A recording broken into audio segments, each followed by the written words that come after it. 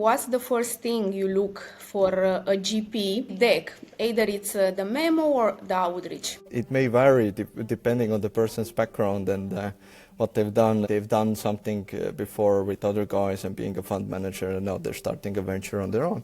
But recently I just sat down with a newly establishing VC. They're still structuring the fund and everything, but their thesis is there. And when I go through the deck, and yes, they have access to different deals and networks and what they've done and what's their background. What I'm looking at the most is what's your why behind the fund? Why they are the best candidate to do this? Why are the best candidate to execute this and manage the fund? Do you believe enough, like 51%, 60+%, that this person can do this for you? Because in a way, you're kind of a hiring in a team. So most people don't think of this. They're like, oh, I'm just going to put money there. One person asked me, why should I invest in funds when I can do direct deals? But if you think of it like this way, you as an investor, can you pay 20 analysts or 10 analysts a salary and do informed decisions based on data? So in a way, you're actually hiring a team instead of, with a smaller amount of capital than actually run the shit yourself. Based on your experience with the venture capitals you already invest in, what are the qualities or the patterns do they tend to share? You mean the GPs, right? Well, more often than times they're already either exited business founder or entrepreneur or multi-entrepreneur, and sometimes they have this financial background as well, like an auditor or a CFO. But sometimes the co-GPs I've seen also are like really highly skilled in technology. They have done a technology startup. So more often than times they're already established players. They have already connections here and there, and they probably raised money before. So more often times they were, some kind of entrepreneurship mindset. You mentioned for you it's very important that a venture capitalist to have a financial background or even a technology background. If they want to jump from their position as a financial advisor to be a venture capitalist, but they didn't invest so far as an angel investor, for example, are they the perfect candidate to deploy the money, and do you trust them to invest into their venture capital fund, or should have actually a track record as an angel investor? Hello everyone, nice to have you here. Today we're gonna interview Cristopher Voolaid, the founding partner at Quantum Leap Acquisition, family office and financial advisory firm specialized in due diligence and high-stake investment. He facilitates and invests in both venture capital and private equity systems, primarily through established funds, usually Fund 3 or later. His focus spans across regions including the United States, United Kingdom, and Europe, with a strong interest in sectors such as artificial intelligence, energy, agritech, PropTech, real estate, infrastructure, and many more. Cristophor typically writes checks ranging from 100,000 to 1 million, making a significant impact in scaling transformative companies and technologies. Hello, Cristophor, and welcome to the VC Room. It's a pleasure to have you here. How are you today? Good. Thank you. Thank you for hosting me. Pleasure to be here. Pleasure to host you. So we are at the VC Room. We would like to understand more how venture capital can collaborate with limited partners in order to raise their fund and how they can do their work better. Tell us your origin story. What path brought you into the world of limited partner investing in venture capital, private equity, and many more? Well, so long story short is I started my career in States, did mostly sales and marketing. So I saw the different culture already as a young person, and how the business kind of works in there. They have as you probably know, a big ecosystem in Silicon Valley and even Wall Street, right? But it's more traditional. So I didn't work there. I didn't work in Wall Street, but I was, I got introduced to this world from some of the guys that were already some business owners or investors already. I was like, oh wow, that's really interesting. I would love to do that someday, or down the line. But I postponed the idea or something, and then found my way into financial services sector, more traditional pension funds and insurance, and then stumbled upon the VC world and private equity stuff, and it started looking really interesting. And I was like, okay, so that's kind of interesting angle. I need to drill a bit deeper to understand it more, talk with the guys who are doing things, get accustomed with them, how their thesis runs, and etc. etc. So that's the long story short. I did a bit of research and tried to get the experience before I, start doing things on my own. In a way, in a nutshell, basically, through the hardships or pain or pleasure, both ways, I kind of found my way into it, and I seem to enjoy it so far. It's quite fun, but I'm still fresh. Let's put it like this way. Awesome. But tell us, why venture funds? What made you choose this asset class? Well, I was introduced by one of my partners who was a sworn auditor to a VC fund, and they also needed some help in fundraising. So I started eventually fundraising for them, and then of course you kind of get accustomed what they do, how they do things, and how they invest, and how they deal source things, and why they back some kind of founders, and so on and so forth. It seemed quite interesting. I'm not a big fan of ideas per se. I'm a fan of execution and strategic planning and like really research and database activity. But then again, sometimes it's not data, it's the person who you believe in, because people usually do business, not data. So I guess that's why the VC funds, they really believe into the founders and to the team and to the story and what's their mission and how they want to do things. And sometimes it resonates with me, and sometimes it doesn't. So I love this idea of strategic planning, and I would like to understand what's the first thing you look for a GP, a GP deck, either it's the memo or the outreach. Well, that's a difficult question to answer, because it may vary depending on the person's background and what they've done, and maybe it's their, already they've done something before with other guys and being a fund manager, and now they're starting a venture on their own. But recently, I just sat down on it was a Monday with a newly establishing VC. So they're still structuring the fund and everything, but their thesis is there. And when I go through the deck, and yes, they have access to different deals and networks and what they've done and what's their background. What I'm looking at the most is what's your why behind the fund? Because everybody wants to, kind of make funds or become a fund manager eventually. But, yes, you have like how well can you fundraise? What kind of deals will you invest in? What's your thesis? How you run the due diligence, etc. But I want to see how well thought this plan is, instead of like, oh, it just kind of happened. But sometimes, life happens, and then like for me, it kind of wasn't like. Yes, I want to do this. It was like kind of, I stumbled upon it in a way.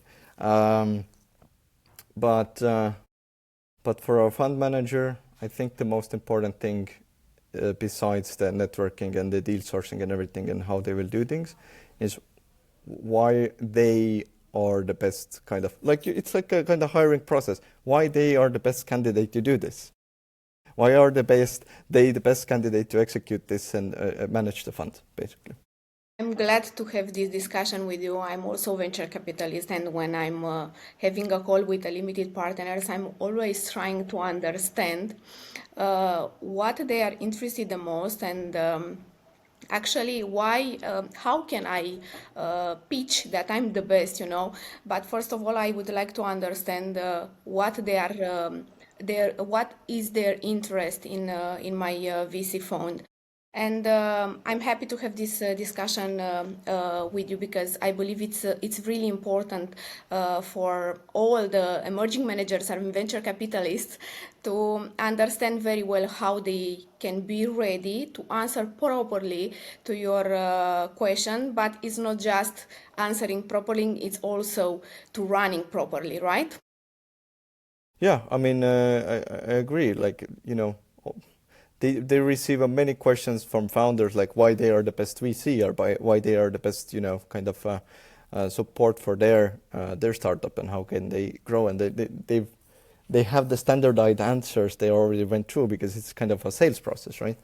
But you will try to really delve deeper and understand the why behind it, and not just the why, but their personality and how they handle difficult situations. Let's say that you can't liquidate the fund or you can't exit in certain situations, or you want to invest into some kind of company, but you don't know exactly what's going on there. Is due diligence really, like, is the financials correct? Is the technology actually patentable or really scalable, etc.? So it depends on the fund, right? So the question is, can you trust this person in a way? But it's a standardized answer. Do you believe enough, like 51%, 60+%, that this person can do this for you? Because in a way, you're kind of hiring in a team. So most people don't think of this. They're like, oh, I'm just gonna put money there. And one person asked me a couple of years ago, why should I invest in funds when I can do direct deals? And I said, yeah, of course. Direct deals, some depends on the deal, but more often than times you have more upside there as a fund because you're mitigating the risks. But if you think of it like this way, you as an investor, can you pay 20 analysts or 10 analysts a salary and do informed decisions based on data? So in a way, you're actually hiring a team instead of, with a smaller amount of capital than actually run the shit yourself. Sorry for the language, but if you think about it like this way, you're trying to hire a team. Doesn't matter if the team size in a fund is 3 people, 50 people, 500 people, but you're hiring a team, and you need to evaluate the team and the management or the GPs basically. So, if you would be a business owner, hire a team. Have this Is discussion this? with you. Yeah. So sorry. Kind of throw the ball in our garden, and I'm happy to have this discussion with you because sometimes we really have some problems in order to make investors, limited partners to understand that we are doing this on a daily basis. We are ready to assess all the deals. We have specialists which are ready to take care of everything in terms of the investment, so will be much more better, to let us focus on this. Just of course you have to trust us, and in order to trust us you have to be able to assess us properly. I would like to understand what are the qualities and the main patterns do they tend to share. And I'm asking here based on your experience with the venture capitals you already invest in. What are the qualities or the patterns do they tend to share? You mean the GPs, right? Yes. Uh, well, more often than times they're already either exited business founder, or entrepreneur or multi-entrepreneur, and sometimes they have this financial background as well, like an auditor or a CFO or some kind of it. So more often than times it seems to be this way. But sometimes the co-GPs I've seen also are like really highly skilled in technology. Maybe they run the cybersecurity company, or they have done a technology startup, or managed some kind of, or run as an operator.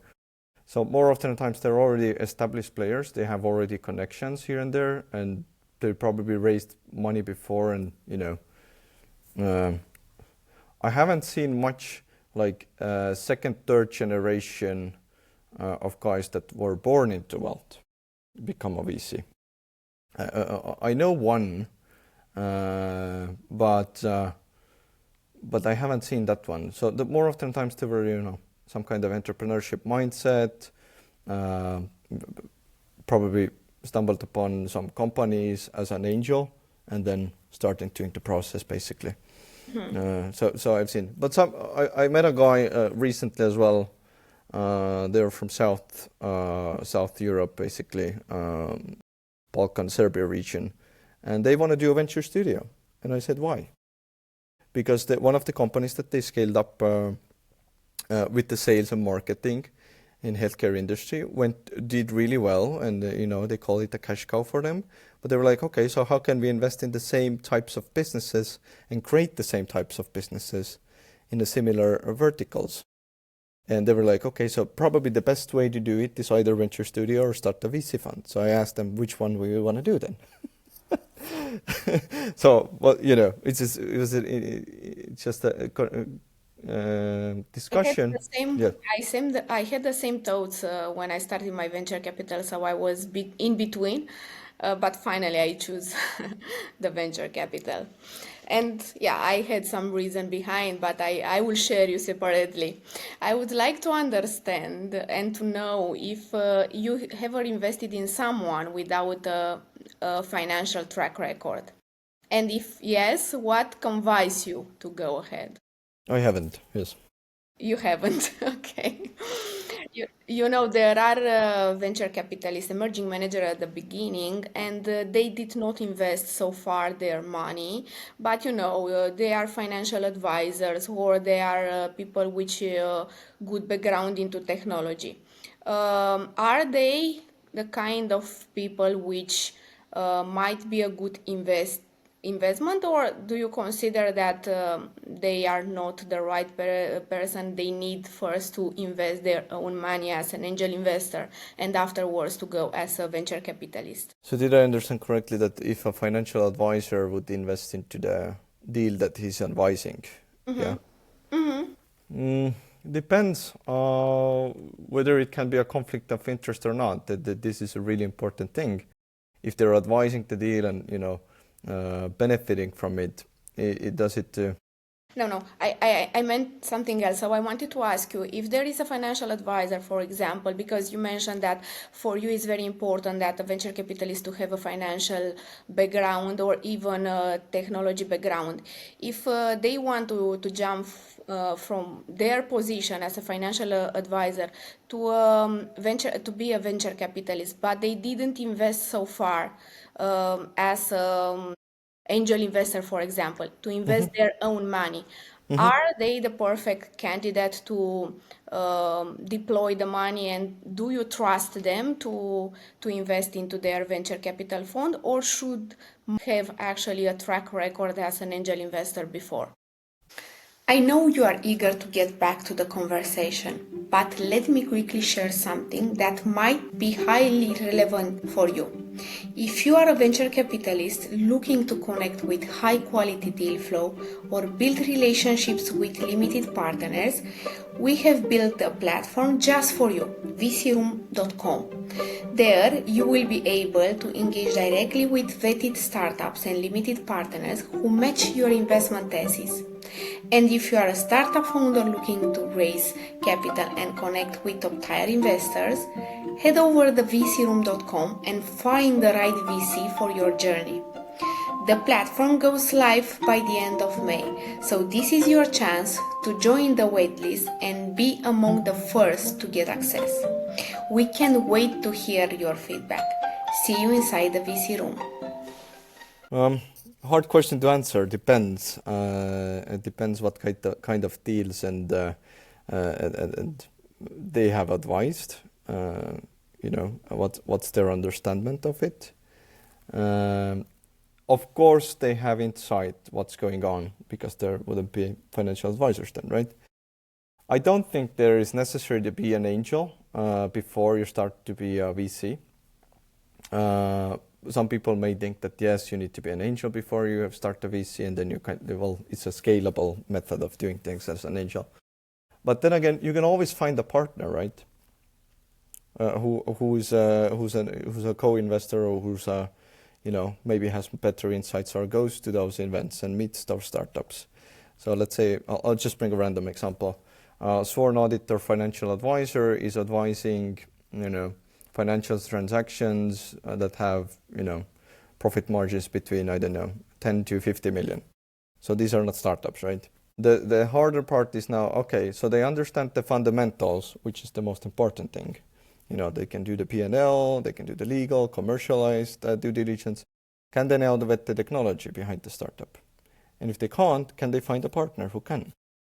So if they can, they can, put their know-how in and start to think of, data-wise, and then have multiple rounds. Maybe it takes them longer to allocate capital.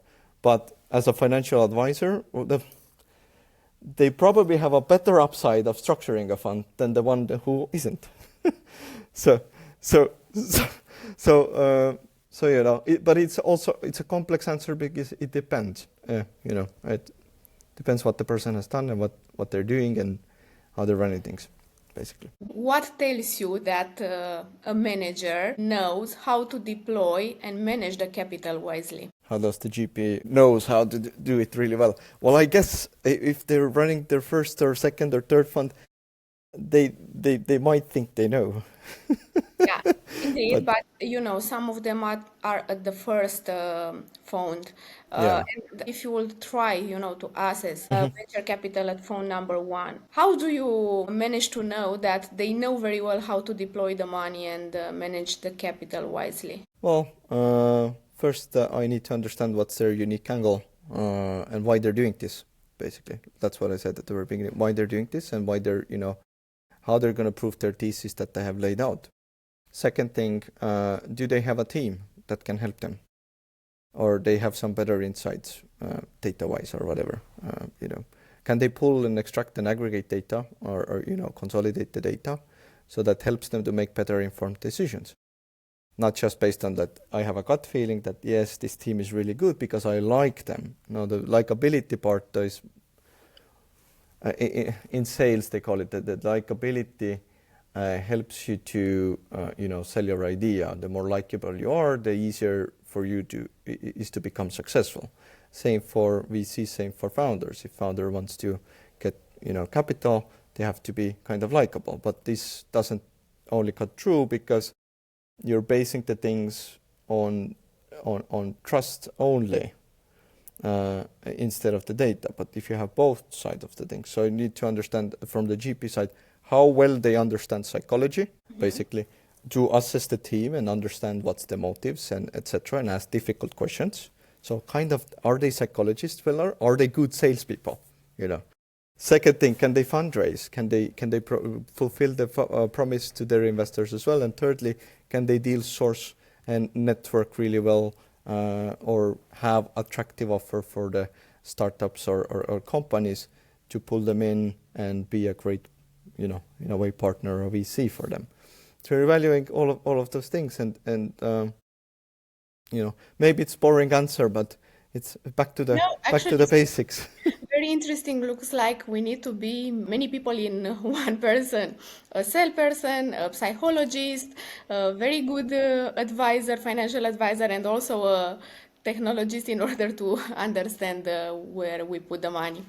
I'm joking. Yes, and to add on to this, are they really good? Do they have really good critical thinking, and can they object their own ideas and theses? Can they argue back to their own ideas and beliefs that they have about this company?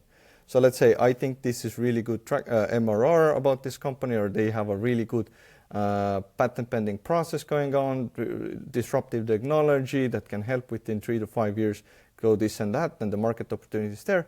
But can I argue my own thoughts and theses if I don't like it or I like the idea of what the founders are doing? Can I find reasons to debate myself? So, but this comes from the analytical thinking side of things. So it's for the GP, it's like a jack of all trades in a way. But some guys are more lean towards technology. Some guys are lean towards financials. Some guys are really, really good deal makers and they understand how to structure things.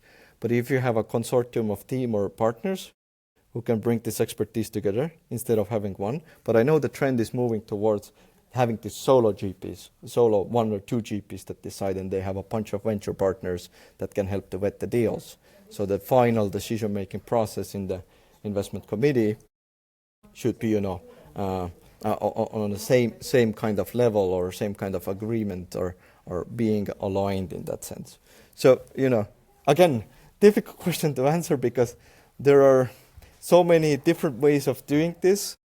But having this, generalist mindset that I'm, doing everything, then you're kind of not doing everything. So my idea is that better to have a couple of guys who know what they're doing as a specialist guy, but they have multi-layer skills. So if somebody is lacking for somewhere, then they can help and, support each other. So.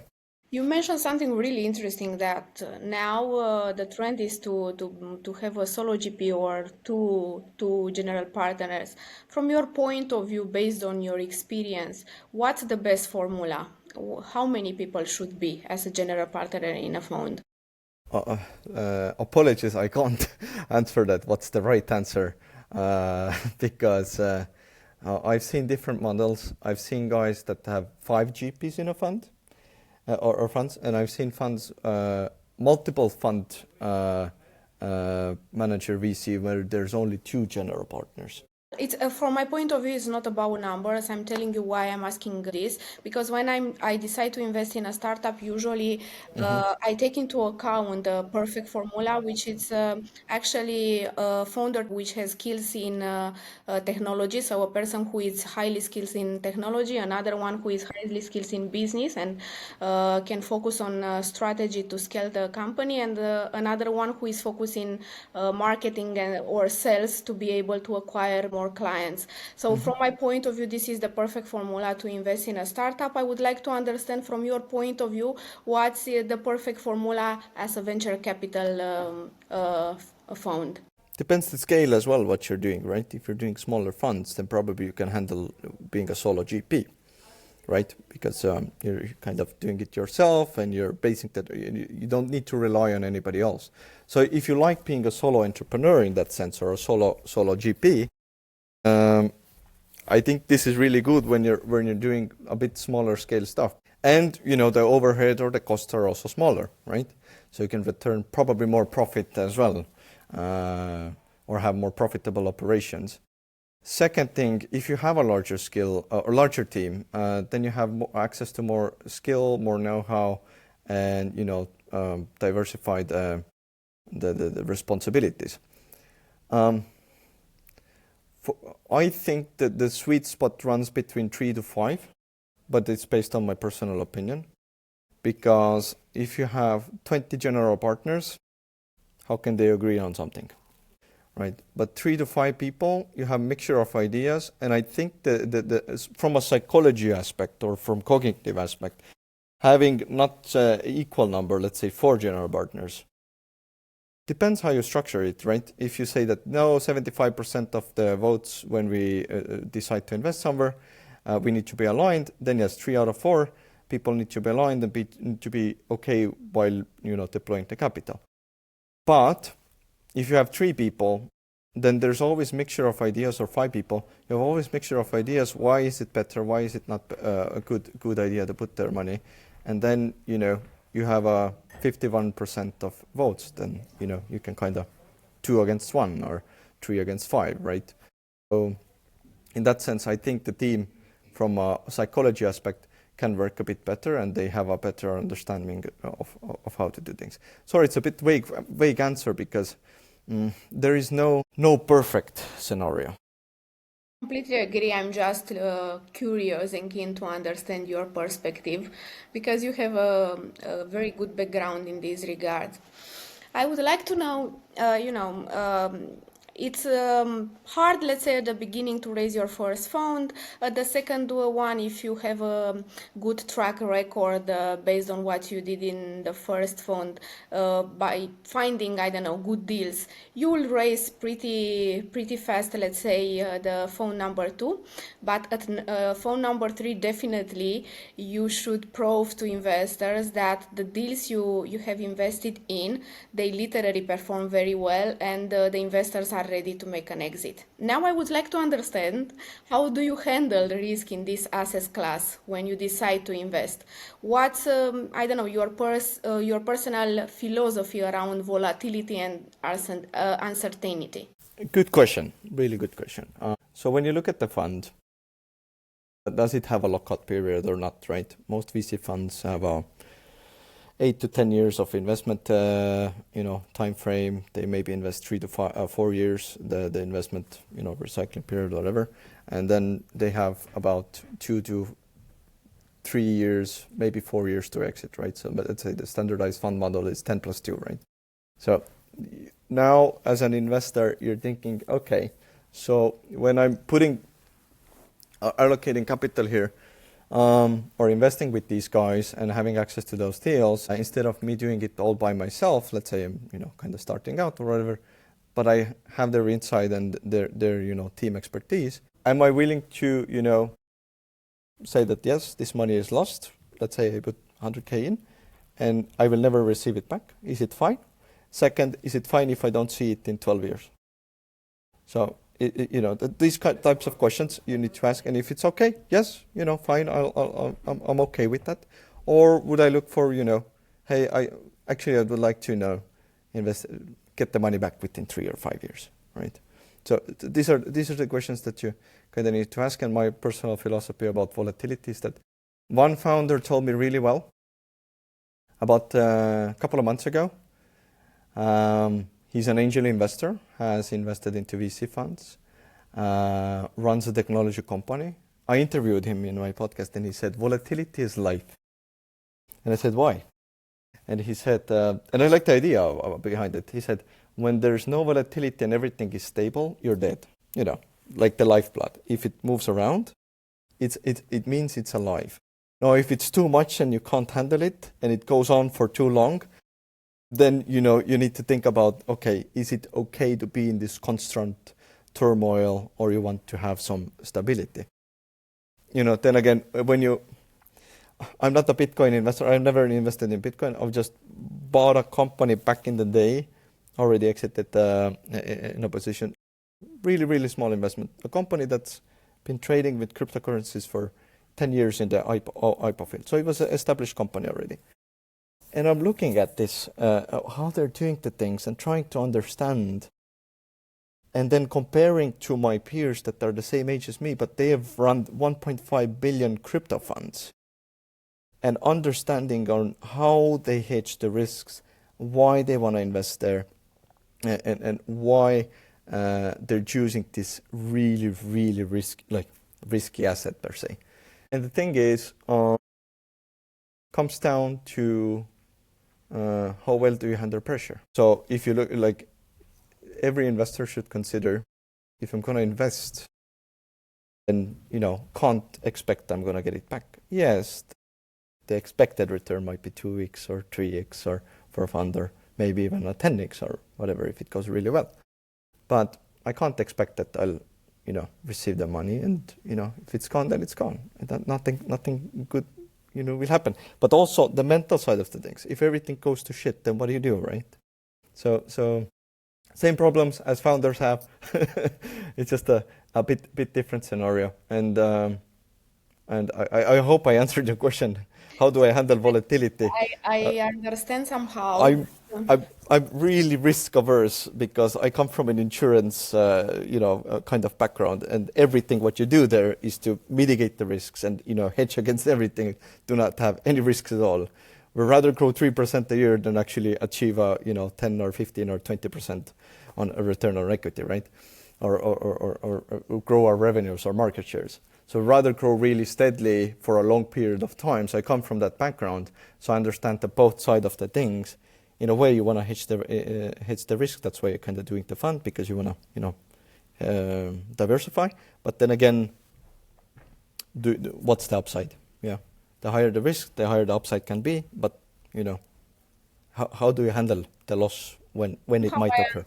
I understand, based on what you explained me, that depends on the appetite of risk that each investor has, because I understand somehow that some of them really want 100% to have a good return of investment. Some of them are more willing, even to lose the money and risk the money. It's good, to not be everything very stable, but not very risky. Am I understand well? Mm-hmm. Well, my personal appetite, yes, to kind of, add on to there is that I'm a really conservative about risky investments. Okay. That's what I would like to say. I like the risk aspect of it and the upside, but I try to be as conservative as possible there.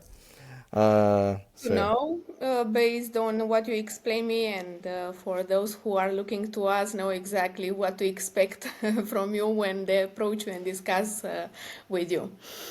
Um, from my perspective, it's really important when you invest your money, either if you are a limited partner, either if you are a general partner, you have somehow to provide kind of support to the people you invest in. And my perspective, it's when you invest in a startup, you have somehow to also be willing to open some doors for those startups in order to ensure that the startup scale faster. And it's very important not to just release the money and after all wait until you'll whether you lose it or either gain. I would like to know what's your perspective in this regard. Do you evaluate the VC ability to truly support the portfolio that they have or not? Of course. I mean, that's the game, or should be the game. Depends, of course, on the thesis and how they lay it out, right? But I think, yeah, I think it's if they can open doors, help them to scale faster, really be hands-on support and kind of be of a mentor, because that what they're doing is becoming a partner, basically. From investor side of perspective, how active do you want to be?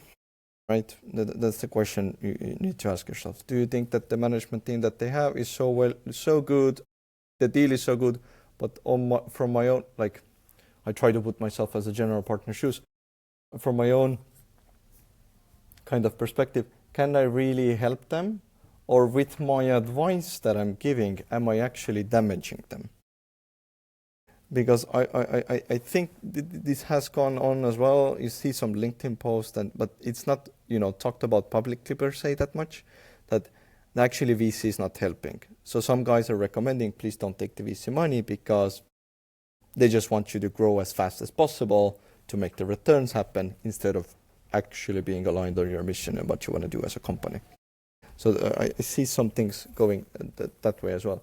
So the general partners really need to ask what kind of doors they can open, and how can they actually help to scale for this company. Maybe they want to advise that, hey, maybe you go through some accelerators, or you talk with these guys, validate the ideas, etc. Maybe these kind of business owners. Sometimes they don't want to jeopardize their business connections in a specific sector. But then again, why the hell did you invest into the company then? All right, yeah, it's right. Thinking in the future, let's say, because we all try to assess what will happen in the future. I don't know, looking ahead 5, 10 years. What shifts do you expect in how limited partners choose and partner with a venture capital fund? What's the trend, right? What I see happening? Okay. Yes. So I actually wrote it down. If you don't mind, I'll read it, and I just shared it in my LinkedIn as well. I see, because I just came back from UK, talked with a bunch of investors, what's going on, what they think, what kind of deals they're looking at, etc., etc. Kind of the trend that's happening is a lot of, you see a lot of AI companies. We're optimizing, we're doing an AI label because that, real AI companies are getting a tremendous amount of funding. So if I position myself as an AI company, then I should get more funding as well, right? Let's say I'm an AI HR kind of company. So I spoke with one founder a couple of months ago. They say, we are an HR technology company. I said, okay, cool. And you say you have AI component there. What does it do? Oh, it helps with the data, automation processes, etc. And I'm like, okay, can you patent this? And when the founder can't answer and be like, I probably can't and I don't know, then it's probably not an AI company. You just have optimized some kind of AI component based off of ChatGPT or some kind of other AI tool that you're using, and you're integrating into your operations or your kind of product, but it depends on that. And if the AI is going to grow as fast as it has grown, and it's probably going to go faster because it's on the verge of scale up, it means your company can't compete because you're basing off something that's scaling faster than you are as a company. So it's hard for you as a founder or as a product owner to have the right amount of product that has actually the market fit. And maybe you will never find the market fit. Second, the trend that I'm seeing, because if the AI is growing that fast, there's going to be a lot of need for power and for energy. And what I mean by that is the not the alternative methods of for renewable only. I think the traditional, the blue or however you want to call it, there's a tremendous amount of money I've heard now, I'm not 100% sure, but basically unlimited funding in China going to hydrogen development. And I think even Elon Musk announced that he's moving towards from electric vehicles to hydrogen-based vehicles. So we're seeing a lot of guys looking for ways to have more sustainable energy methodology, batteries, capacitors, everything that has to do with power, because the amount of power AI will take, we just don't have this capacity right now to actually have those supercomputer and quantum computers going on. I think there's about 5,000 data centers in USA and about 500 in Europe. So imagine the difference that these data centers can do. And I think yesterday, Palantir Technologies announced that they're going to partner up with ChatGPT. Was it ChatGPT or some other company? Yes, yeah. Yeah. How much data does Palantir have? And I asked this question from one researcher guy a month ago. If you were to have, and a couple of founders, two founders were on stage, if you were to have the data that Palantir has, acquire it, be a customer, partner, however the shape or form is, how would you start scaling your business from Europe to States, because they're all operating in States and Europe? If you were to go back in time, how would you use and weaponize the data? And secondly, would you go with the same methodology that you have done? Would you go with acquisitions? Would you go through the chambers? Or would you have really, really database-driven, marketing and positioning? How you position your company? So it's very important to be up to date with everything what it's now in trend, and also to try to find new trends, right? And start to implement it at an early stage. Yes, and to end the story, one of the founders said, let me know when the owner or the board or the customer talks to the team what kind of product he wants, because he will be there. but again, to get this data, this is not public. You can't get it like, I'll just research and read the newspapers and everything. You need to talk with people. You need to be in the rooms with people. And this is not like, AI is going to help me. You really, really need to network, right? Second trend that I'm seeing also, or third trend that I'm also seeing is wealth transfer that's going to happen. We have a lot of millennial businesses, small business owners. I think the enterprise value is about 125 trillion. They're all in their 60s. Most of them don't have any succession plan. Most of their kids don't want to take over their business. They don't have enough liquidity, nor the option, or the know-how to sell it. No investment banker or financial advisor is going to look at this 200,000 or 300,000 EBITDA business, be like, yes, I want to advise this sale. Maybe some guys, yes, but they're like, So there's a lot of those small businesses happening, and I think that might be a trend. I may completely off here, but I heard it a week ago, that if you start thinking about employee ownership and developing products and incentivizing the employees and the key employees to take over the business and to continue the legacy or to help to sell it and make it more valuable, then that's like a really interesting topic there. I don't know how those companies can scale their operations, but I think the trend is there, and I know that the data is there that backs it up. That there's a lot of companies that can't sell themselves, and when you can't sell, you need to either close down or whatever it is you do. But then you're actually giving away a real valuable thing, a product or a service that's actually working and helping people. So I'm sharing the same vision with you, Cristophor. Awesome discussion. And I'm sharing the same vision also in terms of personal brand. I saw that you are very present in social media, and I would like to ask you, what's your opinion in this regard, how venture capitalists should behave in terms of their personal brand, and how important it is currently? yeah, I started, I didn't think it's that important about 3 years ago or 4 years ago. I was like, yeah, it doesn't matter what kind of LinkedIn profile you have. But nowadays I think it's more important. People like to do their research before, even talking to you or, having a chat. If you don't have a web page or your social media or you're not in LinkedIn, Instagram, whatever the platform it is, then you're kind of dead, right? Then again, depends in what type of business you're in. When you look at the big mega VCs, do they do a lot of personal branding? Not really, right? But they have a lot of connections, and that's also a brand, and that's a different way of brand. That's the old way. I like this way of doing things better because it's a network-based, it's trust-based. Who do you know that vouches for you? Who can you call? Who can you reach, right? But the newer side of the things, I mean, if you have a big LinkedIn following, does that make you an expert or not? Depends, right? But does people take you more seriously when you have 100,000 followers in LinkedIn? Probably yes. I'm glad to hear this. So you really think that building trust by showing yourself and having a history behind is really important, right?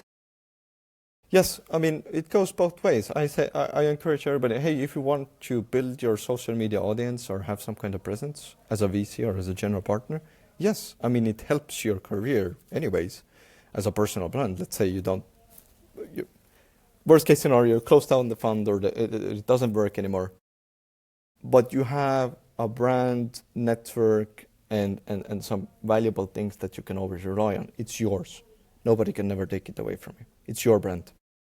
Yeah. That's right. Tell me now, what if you could design your dream general partner, what three qualities would they absolutely have? Very, very good question. And really difficult one to answer because there are many things that the general partner should have. But then again, if they do a lot of things or, a lot of traits here and there, or you want them to, analyze deals really well. You want them to have really good fundraising skills or really good networking skills or, really good mathematical and financial skills to understand what to do and how to structure things. But I think the three most important things are, number one, can they sell the vision and be a partner to the companies that they're supporting and helping? Then secondly is the psychology that I mentioned already, understanding human psychology and kind of being an older brother or an uncle to that founder. Yeah, like from the advice, perspective, if they can help or listen them out, So they will need to have some kind of advisor with a better background in the environment. Am I right? Well, it comes down to listening skills, probably. Okay. Yeah, because, when you ask, I'll bring an example. When I ask for advice, I don't do that much. I try to ask advice from people that I know that can help me. Yeah. But sometimes people and founders, they have really difficult, even if the company is growing, really difficult situations, maybe mentally, maybe physically they're tired and, they're not seeing the results that they're seeing or thinking and their expectations are off or whatever it is. They just need to talk. And if a general partner or the VC can listen and be like, yes, I understand. I'm with you. I completely agree. I think that's a shitty position. I think you should do better. You should be doing it better. And then again, I think and encouraging as well that, hey, but look at the things that you have done. As simple as you describe. Yeah. And third, that's the second part. And the third thing I think a really good general partner should have is having a good gut feeling. Hard thing to have, but a gut feeling that tells them that something might be off. I need to call that founder. Curious about this, and I would like to address you a question in this regard.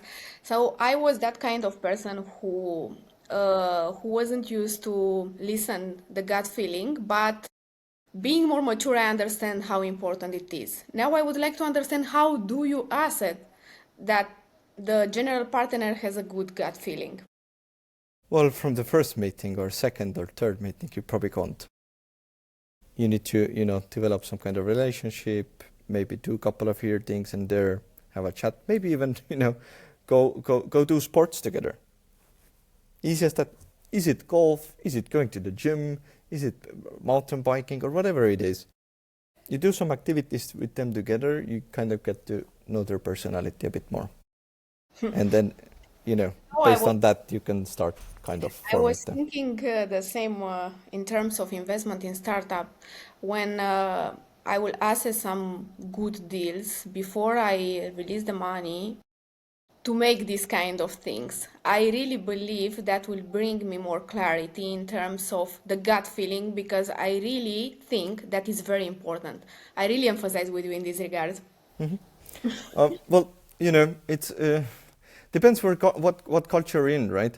So I'm not a Middle East culture expert or whatever, but I've heard and seen some things.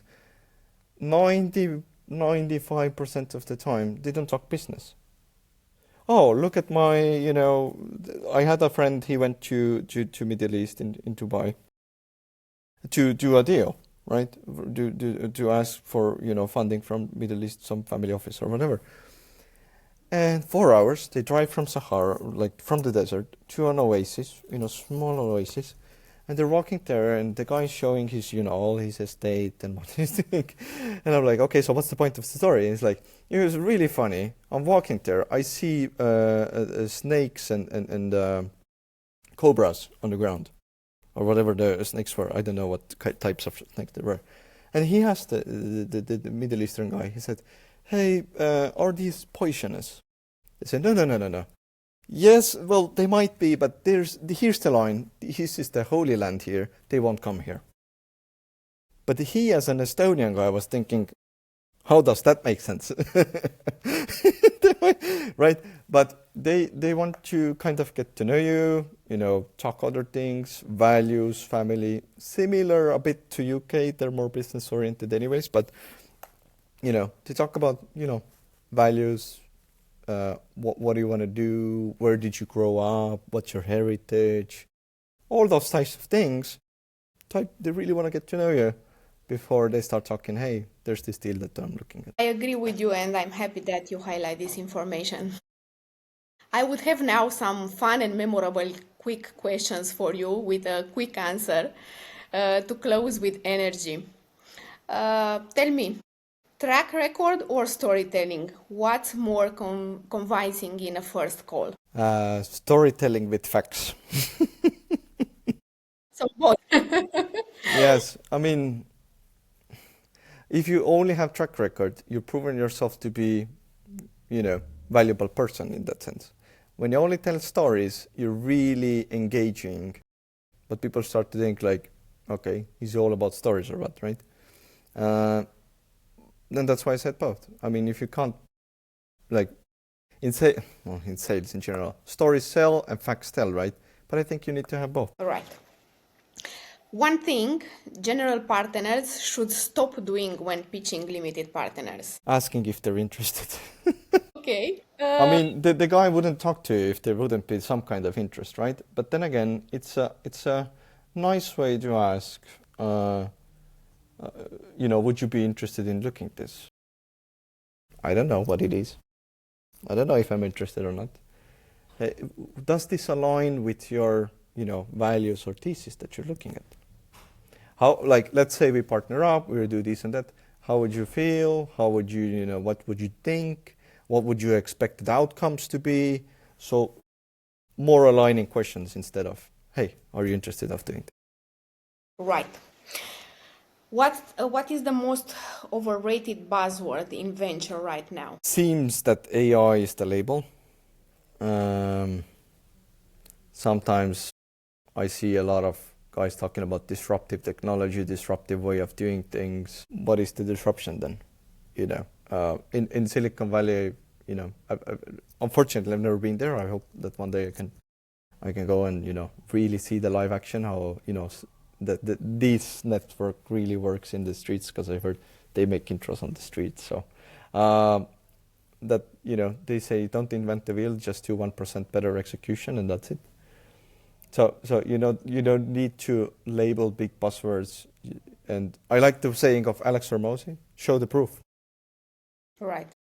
Instead of, yeah. Tell me your favorite fund thesis you have ever backed. One-liner is fine. Well, I like this one fund that I fundraised to. So I didn't back it yet. I'm still considering, but I've raised money to that fund. It was, we invest in the bold ones. It was my startup Wise Guys. And it really kind of struck me that what do you mean by these bold ones? But really bold founders, and having boldness or having courage in this kind of world, and they're early stage investor, pre-seed and seed investor. You need to do some things, and I think this kind of sums it up. That you need to do things that maybe others aren't willing to do, and that's what they like. Everybody loves the underdog story, right? But I'm